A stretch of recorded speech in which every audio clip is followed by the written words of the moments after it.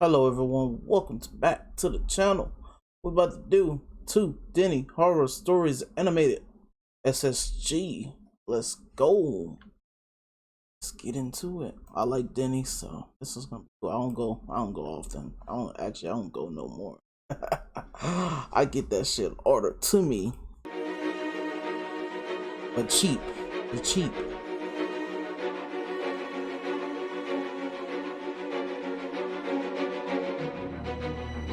They got him on cam. Holy crap. Let him rob? They robbing Denny's? Yo. Who robs Denny's? Broke people. Broke people that want to be broke. I had never really been a family person. I'd spent most of my life with my family, and during that time, all I could think about was leaving. Don't get me wrong. My family wasn't really bad or anything like that. I just constantly felt smothered anytime I was with them. So when it was finally time for me to leave for college, I left and never looked back. I ignored their constant calls and texts. I always made an excuse not to come for the reoccurring family gatherings, and I didn't even send them gifts or messages during their birthdays or holidays. Damn. Now, as I said, I didn't do this out of spite. I just wanted to keep my distance from them. And while I didn't know this at the time, it was a decision I would come to regret dearly. If I'm remembering correctly, it happened on the 30th of November, 2015. The Christmas holiday was coming up, and as usual, I made excuses not to come home for the holidays. My mom spent an hour trying to convince me on the phone, and I remember telling her that I had to work and I wouldn't be able to come home. Now, I worked at a nearby joint of the popular Denny's restaurant. Most of my coworkers had gone home for Christmas, and it was just a few of us left. I remember my manager being shocked when I told him I was going to work throughout the holidays, even on Christmas. He asked if I was sure about that, and I told him that it was fine. After my conversation with the manager had ended, I quickly got back to work. I was taking the night shift that night, so it was just me and my coworker Jill. Jill lived in the area, so she normally worked the night shifts with me. It was a very slow night, and I knew it was because of the holidays. With no customers around and not much going on, Jill and I just talked to each other. During our conversation, I remember her asking me, "Why didn't you go home for the holidays, Todd?" So I responded with, "Well, I weighed my options, and it was either going home and spending time with some overbearing people or making a couple of bucks." She laughed before responding with, "Overbearing? Your family is really that bad, huh?" I then told her, To be honest, they aren't that bad, but sometimes they just get a little too much for me to handle. Besides, there's no other place I'd rather be. I was about to say something else when a strange couple walked into the restaurant. The man was wearing a black shirt with three-quarter denim shorts, and he was holding a green bag in his right hand. His wife, or at least the woman I thought was his wife, was wearing a black and white shirt with black shorts. We immediately stopped our conversation to attend them, as I looked at the man and said, "Welcome to Denny, sir. How can I help you?" The strange man totally ignored me as he started to make his way behind the counter. Confused, I said, "What are you doing, sir? You're not allowed back here." But before I could do anything, I felt a gun pressed against my skin. I was about to scream when the man said, "Don't you dare make a sound." Jill soon arrived at the scene, and she screamed when she realized what was going on.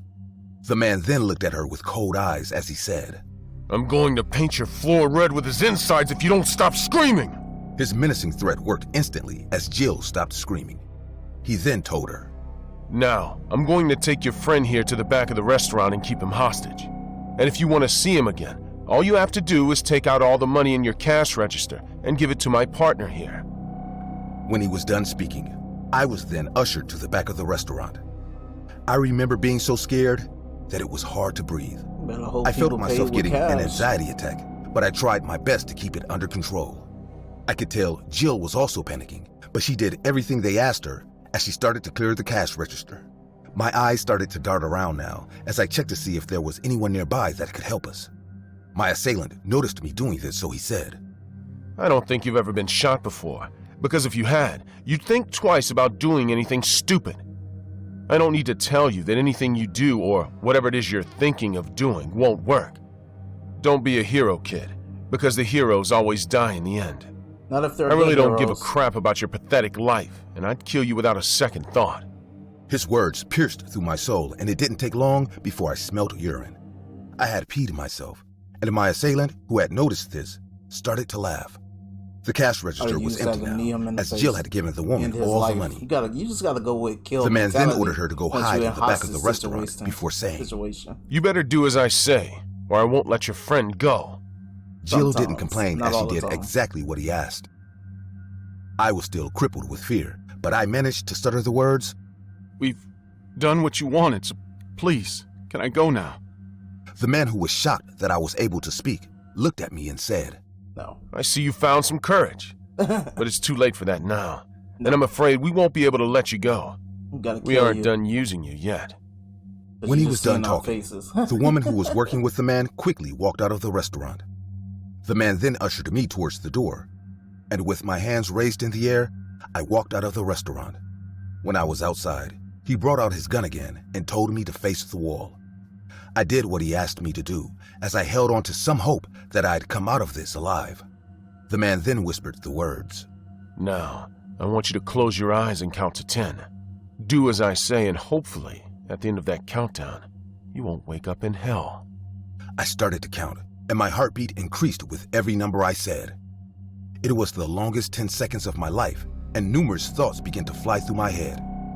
I cursed myself for not taking the holiday break to spend time with my family, as I knew I wouldn't have been in this situation if I did that. But then your coworker I would have also been in knew that that situation. if this crazy man shot me here, no one would care, as I had constantly shunned the only people who would have cared. They still would have I cared then for felt you. nothing but immense fear and regret as I prayed to come out of this situation alive. When I was done counting, I waited for something to happen, but all I heard was silence. It took a lot of courage to do it, but when I finally opened my eyes, they were gone. After the incident, the police were immediately called, and we were asked to give our statements. We told them everything that happened, and the hidden surveillance cameras were checked. The footage corroborated our stories, and a manhunt was set up to find the thieves. He was trying to hide it, but our manager was more worried about the money that was stolen than the well-being of his employees. The news of the small case soon spread around town, and it didn't take long before my family heard about it. I just said, fuck all They this. all We came to lost visit a lot me the of next money. week, and I could tell how worried they were. That incident became a real eye-opener for me, as I realized that I had no one that really cared about me apart from them, and no matter how overwhelming or overbearing they got sometimes, they were still my family. So I made a pact with myself to always try harder to get closer to them, and ever since that day, I never missed a family Christmas again. This man needed fear to have that happen to him. That's crazy. Family is important. I used to enjoy my work at Denny's. I would wake up by 8 and get to work by 9, serve customers, and leave work by 4:30. But everything changed when the boss introduced the 24 hours policy. Workers would have to work on shifts. Some workers would work in the morning, everyone would work in the afternoon, and some would stay behind at night till the next morning. Everyone disagreed with the boss's decision at first, but after he offered to increase our salaries, we yielded to his offers. Many of us didn't have options. Things were hard enough, and we couldn't risk being jobless for any period. A duty roster was introduced, and everyone knew when they would be working during the 24 hours that our Denny's branch operated. It was a Friday afternoon, and my coworker and friend John called me to the back of the restaurant to inform me about his mother's illness and how he planned to visit her the next day. She stayed very far away, so he would have to spend at least a night at his parents' house. He asked me if I could cover for him and work his shift in his stead. He had asked the boss for permission to leave, but the boss refused to permit him to leave for even an hour. I thought about it for some seconds, but I yielded to his request when he offered to cover for me whenever I needed help too. I agreed and told him not to worry. We went back into the restaurant. A few hours later, John told me he was leaving and exited the restaurant. It was 4 o'clock, and the day shift was finally over. Those who worked the day shift with me were preparing to leave, and those who would work the night shift, I checked the roster to see when John would be getting a break. It was then I realized that John was supposed to be working during the midnight to dawn shift. I panicked for a minute, but gathered myself and decided to go home and come back to work the midnight shift. A promise is a promise, I thought to myself. Damn. I went back home, did the needful stuff, and came back to work to cover for John. I arrived at 11:30 and was ready to work as soon as I got to the restaurant and reached for the door. A gang of people came, pushed me to the side, and walked into the restaurant. They were all dressed in similar black t-shirts with a white design on the shirt. The design looked like an anchor. I walked in after them and finally took a good look at them. There were 5 men and a woman. They all had tattoos and their faces looked scary too. The lady in their midst was wearing very ridiculous-looking makeup and was chewing gum very loudly. One of the men had his hand around her neck, and they would smooch each other every minute. You could tell they were in a gang of some sort. I kept staring at them as I walked towards the kitchen. I took my uniform and put it on, and went on to take orders. There were only 3 people in the restaurant, apart from the gang of people that sat in the booth by the window at the extreme end of the left side of the restaurant, very close to the door. The other people were already attended to, and I didn't want to be the one to take orders from the scary-looking people, but I didn't have any other choice. I went ahead and took their orders. "I'm here to take your orders. What would you like?" I asked with a shaky tone. They all burst into laughter, and I wondered what was wrong. They started to mimic the way I asked the question. "Looks like Server Boy over here is scared of us," said the scariest looking of them all. He was the one who had his hand around the lady you go amidst there them. with fear. It's your You could job. tell that he was the leader. And go over there. They all burst into laughter again. All the way up. I felt humiliated and asked again, this time more courageously. "Can I take your orders?" They stopped laughing and looked at me. Their glares sent shivers down my spine, and I took a step back. It felt like they wanted to attack me. No. The leader looked at me and said, You better "Don't worry, you'll take our orders soon." Time too. I went back to the kitchen to assist my co-workers. 30 minutes had passed, and the gang refused to order anything. Nobody was willing to go and ask again. We were scared of them. An hour passed, and many of the customers had left, even those that came in after the gang. A few moments later, every customer apart from the gang had left. Suddenly, one of the gang members stood and went outside. He looked around suspiciously, like he was about to do something really bad. He came back in with a canvas messenger bag, and my co-workers and I looked at each other and wondered what they were up to. All the cops be like, I got some suspicious bag? activity going on. I asked Layla, who was beside me. We were both behind the counter. "Honestly, I don't want to know," she answered. The gang member placed the bag on the table, and immediately the entire gang got up. The leader opened the bag, and instantaneously they all brought out guns from the bag. Everyone panicked and bent to the floor. They took the guns and walked over to the counter. Bro. Some of them went to the door to check out for the save cops. A lot of lives. "Hey, Server Boy," robbers the gang leader called to me. this. "I'm ready to order now." Fuck He you pointed won't. the gun at me. He told me to get up and passed me the empty canvas bag and told me to fill it with all the money from the cash register. I began to shake as I stood up and reached for the cash register. They think Denny's packing I like started that? to fill in the bag with the money. As if that wasn't enough, he commanded everyone take off every item that they had on them, valuable or not. I didn't have anything important on me, just a broken wristwatch. I filled in the bag with all the money, and the gang leader pointed his gun directly at my head. I froze up at that moment. The blood-curdling feeling of the gun against my head made me weak. All I could think of was if he was going to pull the trigger or not. But he used his gun to push my head slightly and told me to take the bag around and collect the items from my co-workers. Calm down. I collected the bag from him shakily and moved away from the counter to collect everything they had taken off. I went around collecting items from the others, and when I was done, I placed the bag in front of the leader. He looked at everyone and pointed his gun to Layla.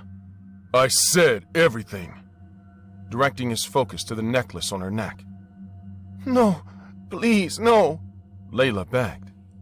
The leader grabbed the necklace from her neck and tried to yank it off, but Layla fought back and tried to stop him from taking it. Kill her. It meant a lot to her.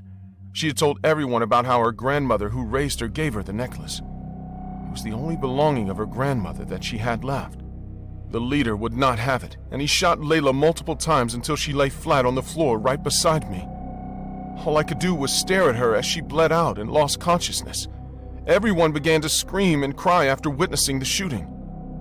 "You weren't supposed to shoot anyone," the lady in the gang said furiously to the leader. "You!" He pointed the gun at me again. Take the necklace off and put it in the bag. I ain't taking nothing off. You gonna get killed. I crawled hurriedly in fear to Layla's dead body and removed the necklace from her neck. You gonna have to kill me Tears too. rolled down my face as I took the necklace off and placed it in the bag for the gang leader. He raised his gun at me and looked at me with a mortifying glare like he was about to shoot me. Suddenly, we heard sirens. Police sirens. A police car was headed in the direction of the restaurant. One of the gang members who was by the door on the lookout for the cops signaled the leader, and he quickly grabbed the bag, passed it to the lady, and they all left. The police came in about a minute after they had left. We informed them about the robbery and shooting that took place, and they chased after the gang. The gang members were eventually caught. After that night, I quit my job at Denny's. It was better to remain jobless than lose my life. I still have nightmares about the robbery and Layla's dead body. I wish I had refused John's offer on that sad day. Man, y'all need some self-defense. Y'all need some, like... Nobody want to carry a gun? Like... Nobody want to be in self-defense mode? I would always be in self-defense mode when I'm at work. And it's 24 hours. I'm having 2 guns, bitch. I'm like fucking Two-Face from Batman. I got 2 guns, bitch. Fuck you mean? Like, no, not me. Not me. Nobody wants that protection, that extra protection. You never know what's gonna happen, bro. Robbery's gonna every day a robbery is happening. Every day. Well, that was 2 Denny robbery stories, you know. Someone lost their life in the second one. Can't do nothing about it. RP. Can't do nothing about it. Anyways, thank you guys for watching. I'm out. Peace.